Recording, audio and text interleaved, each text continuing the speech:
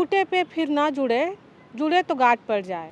ऐसा एक मामला संगवारी हो बिलासपुर ले आए है, जहां हाईकोर्ट एक फैसला में बताइस के पति पत्नी मन तलाक के डिग्री होए के बाद में दोबारा एक साथ रहे लगिन और तलाक ला शून्य करे के ओमन आवेदन तको दिहिन। फिर जज मन कहिन कि ऐसा कोनो भी कार्यवाही नहीं हो सके, काबर कि जब आप मन एक बार तलाक ले ले हा एक बाद में दोबारा आप मन एक साथ नहीं रह सको और शादीशुदा जोड़े के रूप में तो बिल्कुल भी नहीं रह सको।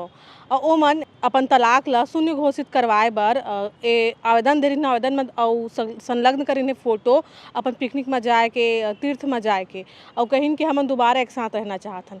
फिर जस्टिस रजनी दुबे और जस्टिस अमितेंद्र किशोर के डिवीजन बेंच हा ये फैसला ले सुनाइस के ऐसा नहीं हो सके। एक बार जब हाई कोर्ट हा तलाक के डिग्री पास कर दे तो ओला शून्य घोषित नहीं करे जाए और आप मन ला अब अलग अलग ही रहना पड़ी।